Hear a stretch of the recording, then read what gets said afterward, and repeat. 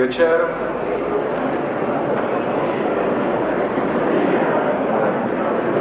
Dobrý večer, já jsem zástupce třídy 2NA, jmenuji se Miroslav Koskuba.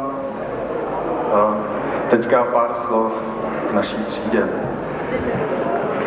Dnešní večer by nás studentech měl zachovat dojem, že škola přináší pouze radost, že strastce a pití limovaná cesta ke vzdělání není jen honba za maturitním vysvědčením, ale především cesta poznání, seberealizace, konečného štěstí a pocitu zabezpečení, jež nás prohlubuje než těch uznání původ hlavy, o vědomostech a chutí vstřebávat nové informace.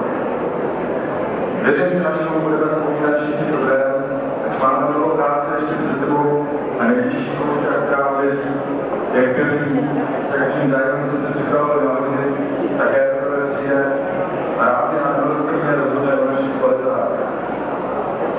Učitelé mají těžký úkol, uskutečnitelný pouze s naší spolupráci a chutí.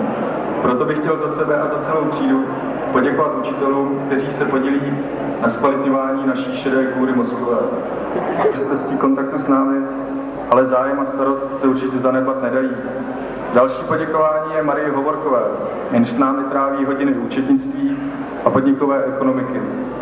Ale hlavně to je vděk za realizaci velké části našeho dnešního večera a proto vděk za její ochotu a příjemný rozptýlení při hodinách. Další poděkování je paní učitelce Cvachouškové. Jejíž snaha je zřejmě ta nejmaximálnější až s tím nejminimálnějším účinkem. Také děkujeme paní učitelce Chmelíkové, která nás tak pilně svědomitě připravuje i mimo povinné vyučovací hodiny. Děkujeme také panu učiteli Bejčkovi, který dokáže ohromit nejen znalostmi němčiny, ale i vědomostmi z jiných koutů světa a lidského bádání. Děkujeme paní učitelce Kolářové za zodpovězení nejedné filozofické otázky, panu učiteli Čapskému, jeho suverenita se nemálo lidem zalíbila, paní učitelce Winterové za to, že už uměl poslat dopis, za žáky, kteří mají blíže ke strojům.